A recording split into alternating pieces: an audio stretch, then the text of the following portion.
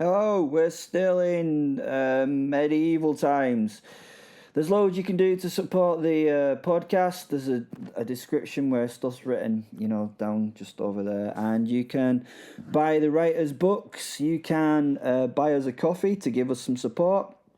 You can follow us on all those, Instagram, Twitters, and all that kind of stuff if you want more information about us.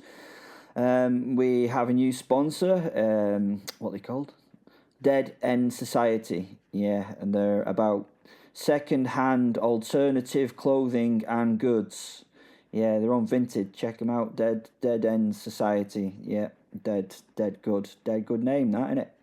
They've got quite a cool tagline at the end of the road. Because it's Dead End Society, then you have to find your own path. Quite like that. Anyway, here we are, medieval times, and I'm going to shut up now. Enjoy! William Marshal. There is a peculiar silence that follows beautiful violence. It is never truly quiet. No. The birds begin to spoil it first, as though they have held a meeting somewhere in the trees and decided that mankind has finished being ridiculous for one more day. I sat beside Gervais beneath the old oak tree. The ropes lay in bloody coils around us. My hands still shook. Not from the battle, from what came after. Fenrir sat opposite me, his great black tail curled neatly around his paws. The morning breeze stirred his fur, which was very strange for the wind and for the wolf. As for anything else, you see, he simply was not there. Gervais blinked his one almost good eye open, went to rub it, then thought better when he touched it. Bloody ouch! He looked at me, then beyond me, then slowly around the clearing. He saw what remained of the camp. Bodies. Broken wagon. The odd horse quietly grazing as though massacres occurred every Tuesday, which around us recently, it did seem to. His breathing became shallow. I followed his gaze. My God, what had we done? What had we done? It was not a battlefield. It was a bloody abattoir. Fenn's deep voice drifted into my thoughts. We. I closed my eyes. We don't carry our sins alone. When I opened them again, Gervais was still staring at me. He was busy trying to focus. He was busy trying to understand what was happening.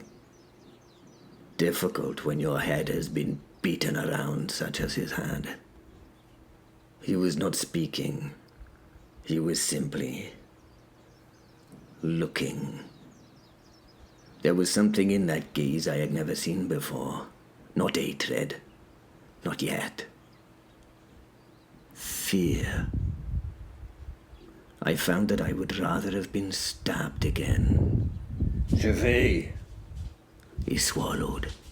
I could see it hurt him to simply swallow. His throat worked twice before any sound emerged. You! His voice cracked. What the hell are you? The word struck harder than any mace. I looked away. There was blood drying beneath my fingernails.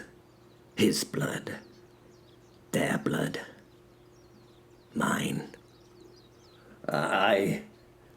The lie formed, but then it died before it reached my tongue. I had never been very good at lying, you see. Fenrir watched me quietly. Don't. He deserves the truth, he does. Does he? I frowned. He saved my life, he did. Yeah, you're right, he did, that's true. Then surely, honesty is what he deserves. Fenrir's great amber eyes remained fixed upon me. He deserves to keep his soul, William. I turned back to him and stared hard at him. What does that mean? You know exactly what that bloody means. I did. If Gervais believed what he had seen, a wolf, impossible, monstrous, a thing no priest would ever call anything, except a servant of hell, then every lesson he had ever learned would command him to denounce me. Not because he hated me, but because he loved God. Fenrir spoke softly to me. You ask him to choose between heaven and you. I looked at Gervais. He was waiting, patiently, terrified, trusting me enough to hear the answer, wanting desperately not to hear it. I have something to tell you, Gervais. Fenrir lowered his head. William. I owe you that, I do. No. You deserve to know. You're asking too much of him. I ignored the wolf. Gervais. He lifted a bruised hand to wipe the grime and blood from his mangled face. The hand and the man both trembled. No. He said. I stopped. No? His hand remained raised between us. Please don't. His voice had become steadier. Still frightened, you understand, but somehow steadier. If you tell me. He looked down at the blood covering the grass. If you tell me what I think you're going to tell me. He laughed once. It was a dreadful little laugh. Then, William, I'll have to decide. I frowned at this. Decide what? What do you mean? He looked into my eyes. Whether you're damned, William. The words almost broke him. Whether you're possessed. His voice became barely audible. Whether that thing. He could not bring himself to say the word. Whether it was Satan's work. Silence. I don't know what I saw, but I know what the church would tell me that I saw. Another silence. I know what every bloody priest would tell me to do from here to Rome. He swallowed, painfully. They'd tell me to draw my sword. The words hung between us. And I don't. He stopped, tried again. And I don't want to draw my sword against the man who dragged me through yesterday's battle and did this, or whatever this is. He smiled weakly. And whatever this is, you man, you still owe me a drink. Despite everything. I smiled. He noticed. A bloody toothed smile cracked his own face. And there it is again. What? You smiled. I remembered the You wine. better bloody had. He took a long breath. William? His voice was almost pleading now. Please, William, please don't tell me whatever that was. I stared at him. He shook his head. He cleared each nostril grimly in turn. Fenrir stepped back from the proximity of the nasal grimness that landed at his pores. If I know, I cannot unknow it. If I hear it from your lips, then I'm afraid I have to judge. He closed his eyes. I've only just found a friend. A true friend is a rare and valuable thing, of more value to me than any amount of precious stones. His next words were little more than a whisper. Well, I don't want to lose that friend today. Also, at this somewhat difficult moment in time, I do not want to have to think about anything difficult. Neither of us spoke. Fenrir sighed, a long, ancient sigh. He's bloody wiser than either of us, you know that, Will. I nodded, almost imperceptibly. Aye. Gervais frowned. What? I realized what I had done. I had answered Fenrir aloud. For a heartbeat, neither of us moved. Then suddenly, in a snap, Gervais looked away. Very deliberately, he tried a wink. It did not work. It just made him wince. He cleared his throat. I didn't hear a thing. I understood. It was the greatest act of kindness anyone had ever shown me in my entire life. He was giving me somewhere to hide. Not forever, you understand. Just for today. And for today. That was enough. Hello, my name is Simon de Montfort, and you're listening to Werewolf the Podcast, a serial killer drama. William Marshal. There are moments in life when silence should really be respected, it should. This was one of those times, which naturally made it the perfect moment for Percy to arrive. A trumpeter sounded somewhere beyond the trees. Not one note. Several, long, needlessly dramatic. Another answered it. Then another. Gervais frowned. Do battles usually have this much music afterwards? I sighed. No, they do not. A drum began beating. Boom, boom, boom. Not the hurried rhythm of soldiers marching to war. No, this possessed entirely too much confidence. It was announcing itself. Fenrir's ears flattened. What in all creation's that noise? We'll see. Do we want to know? Probably not. The trees parted. Out rode the most magnificent white destrier I had ever seen. Its mane had somehow been braided into a shining delight any fine maiden would have been proud of. Its tack gleamed with polished silver and gold. Precious stones studded its finely made face chanfron. A large golden horn hinted that the horse was a unicorn of sorts. Little pennants fluttered from the saddle. I had never before seen a horse wearing decorative ribbons immediately after a battlefield. I had never seen any horse ever decorated like this. Ever. Upon the destrier sat a knight whose armor appeared to have been forged almost entirely from reflected sunlight. Gold chased every plate. Blue enamel glimmered between engraved vines and saints. His surcoat was spotless. Spotless it was. Utterly spotless. It shone. How did it shine so? Behind him marched half a dozen retainers. One blew a silver horn with exhausting enthusiasm. Another beat a great drum as though leading an army into Jerusalem itself. A third scattered flower petals. Flower petals. Fucking flower petals. Onto a battlefield.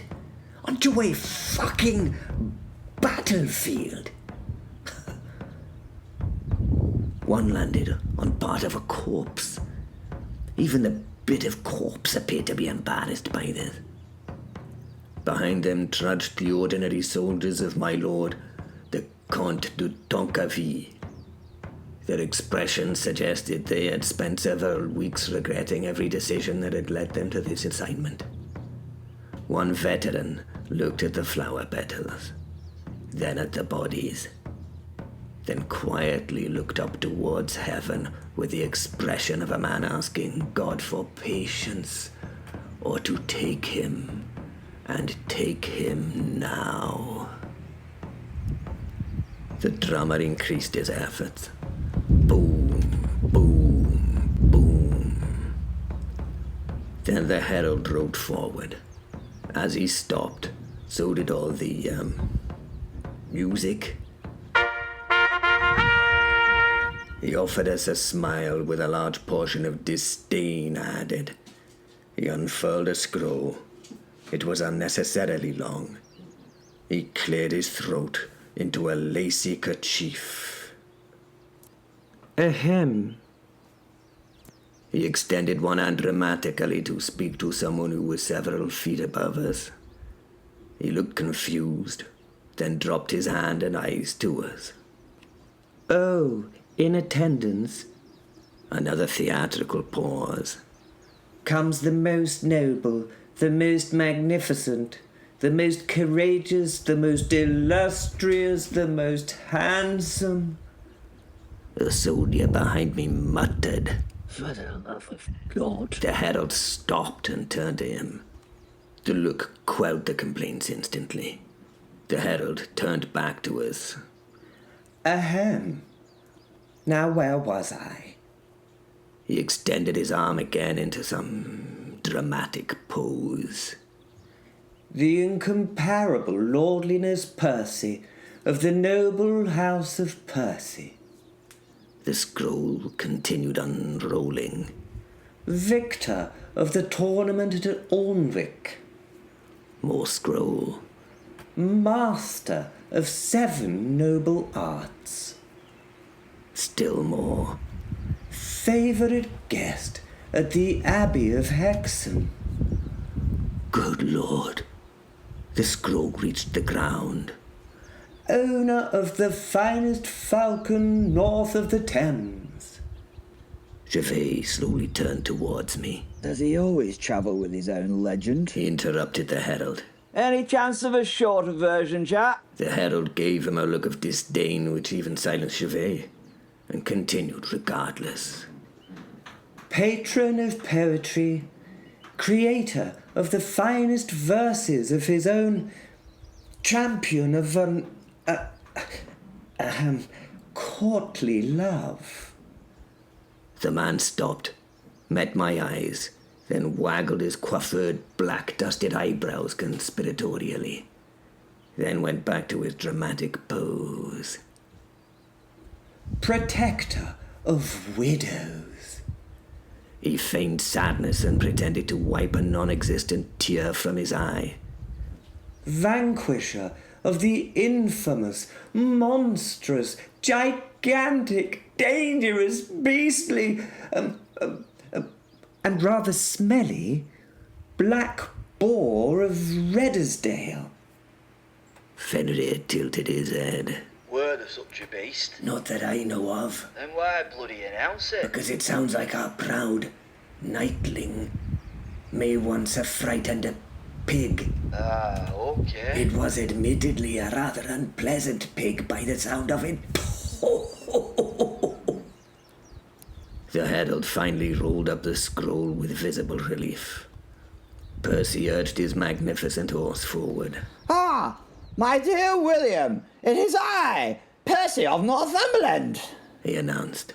He smiled brilliantly. Oh, and my dear He looked towards Gervais. other, gentleman? Gervais, I supplied. Ah, splendid He name. nodded gravely. I should remember it. He looks rather a brave fellow. It seemed almost certain to me that he would not remember Gervais' name, which seemed a merciless injustice to me, I have arrived Percy declared grandly. in all haste and at the words of your Lord de Tancarville to rescue you from those rough and ready rapscallions. He surveyed the clearing. Though, I must confess His smile faltered ever so slightly. that it appears that someone has rather selfishly completed the rescue already without me. Oh dear. Gervais blinked his single blinkable eye. Yes, indeed. Percy pointed elegantly towards the bodies. Oh, that is a shame it is, for I would naturally have cut a glorious way through the cowardly villains. He demonstrated several remarkably elaborate sword flourishes while just managing to remain seated upon his horse. I would have wheeled to the left, He wheeled the horse quite beautifully, actually. then to the right, Another flourish. and then it delivered a devastating downward strike. Another flourish. Before, no doubt, accepting their grateful and gracious surrender when they realize they are outclassed by I, Duke Percy of Northumberland. Ha ha ha! Gervais coughed.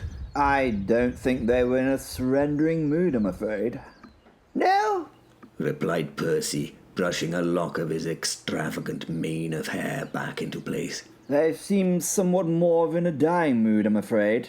Percy nodded thoughtfully. Oh, yes, I can see how that may have complicated negotiations somewhat. Fenrir was making a curious choking noise that sounded like a wolf's laughter. Is he, Gervais started. I believe so. He's got to be sort of impossible, hasn't he? I rather like him. Percy smiled down at us. So? His expression finally changed. He actually looked, really looked. His eyes travelled slowly from Gervais, whose face resembled a beaten steak, to me, still entirely naked. There followed perhaps the longest silence I have ever experienced. Percy's eyebrows climbed, then climbed a little further, and then his cheeks became pink. Oh. He looked away, politely. Oh dear. Another long silence followed this. He cleared his throat. Appear to have interrupted something.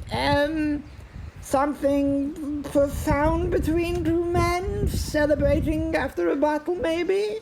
Neither of us spoke. He became redder. My apologies, gentlemen. I had not intended to spoil the moment. He gestured vaguely between us. You know, intrude upon... More vague gesturing. whatever it is that two gentlemen decide to do to celebrate a win. He gave up. Gervais slowly spat 3 more teeth onto the blood-soaked grass in front of him. He watched them bounce, then leaned painfully towards me. Out of the corner of his broken mouth, he whispered, Fucking fantastic. What? Just what we fucking needed. He looked up at the resplendent night glittering in the sunshine like an expensive church while he wiped his mouth clean of bloody saliva. Hello, Percy, I said to the fop. Hey up, this is Belfastus the Unclaimed, and you're listening to Werewolf the Podcast, a serial killer drama, you bastard. There are some men, you dislike them so you meet them, not because they're cruel, not because they are wicked, simply because they arrive with their own drama. Quite literally in Percy's case. I watched the absurd procession through my one functioning eye.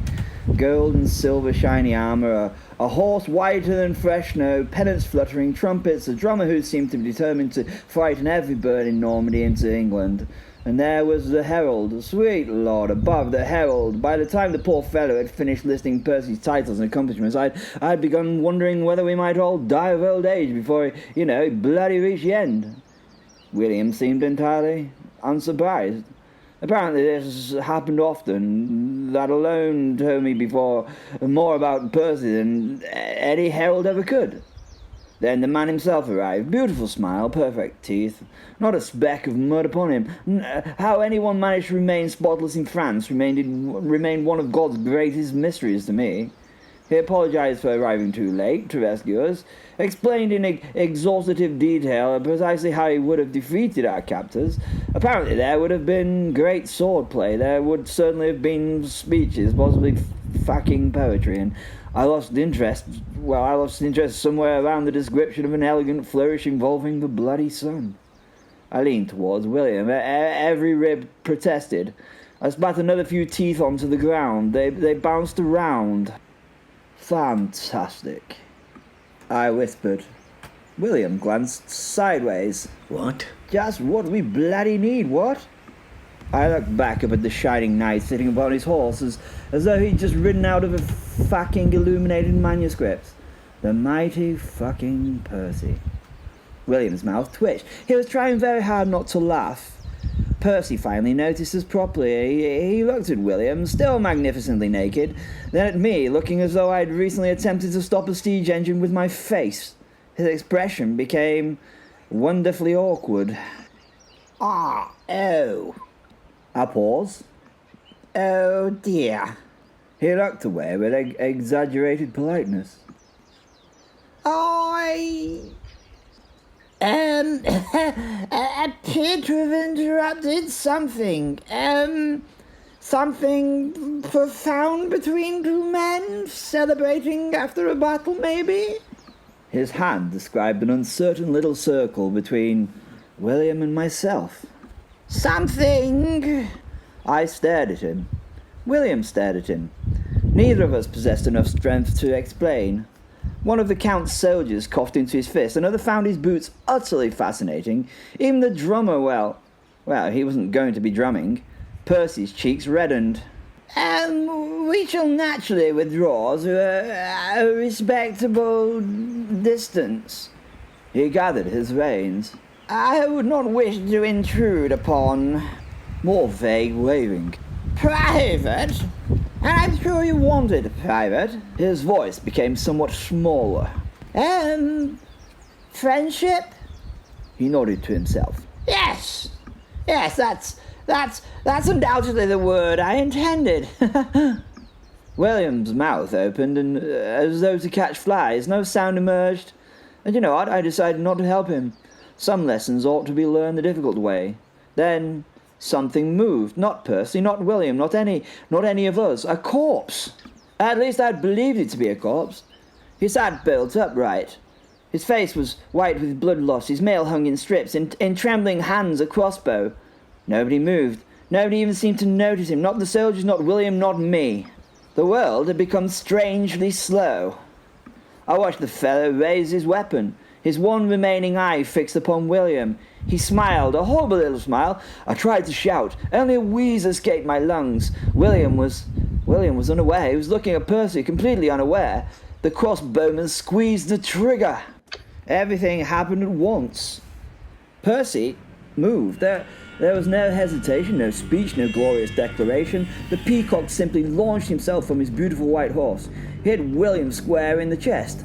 The pair of them vanished into the mud in a tangle of arms like considerably less dignity than Percy had enjoyed a heartbeat earlier. The bolt buried itself deep into the oak tree, exactly where William's head had been. Silence. Utter silence. I sat bloody bolt upright. I stared at the crossbow bolt as it vibrated in the tree. Then at Percy. He lay flat on his back. His magnificent armour was no longer magnificent. It was covered in mud, blood, grass, and somehow bloody flower petals. His white horse had wandered several yards away and was calmly eating leaves. The herald had dropped his trumpet. The drummer held both sticks halfway in the air. Even the wind seemed to have stopped out of sheer surprise. Percy blinked, looked at William, looked at the bolt, and then sighed, I do apologize. William blinked in what was apparent confusion. For what, man? Well, I'd always imagined that heroic Westgirth would be rather more elegant. He brushed a petal from his breastplate. I appear to have tackled you like an over-enthusiastic dairy cow. William laughed. Not politely, not quietly. He laughed until tears stood in his eyes. Joking, man. Percy looked faintly offended by this. I fail to see the humour. I know. William managed between breaths. I think Another laugh. that's why it's so bloody funny. I looked from one to the other. The ridiculous gold and silver knight, the naked knight, one had just saved the other's life without a second thought. Perhaps I judged Percy a little too quickly. I sighed. I hate admitting when I'm wrong, I announced to the world. William looked over. I have already noticed you usually are. True. I watched Percy climb to his feet, dusting himself off with all the dignity he could recover. Then I smiled, despite my broken ribs. I still think he's ridiculous, I told William. Well, I'm with you there. So do I. Yes, and so do I, to be honest. At times, that is, sir. Said Percy, making me smile. I then watched Percy retrieve his horse, muttering to it as though apologising for the inelegance of the whole affair. But, I announced, I rubbed carefully at my bruised jaw. I think I rather like him, William. And though I would never have admitted it to his face, I suspected from that moment onward that I'd found another brother.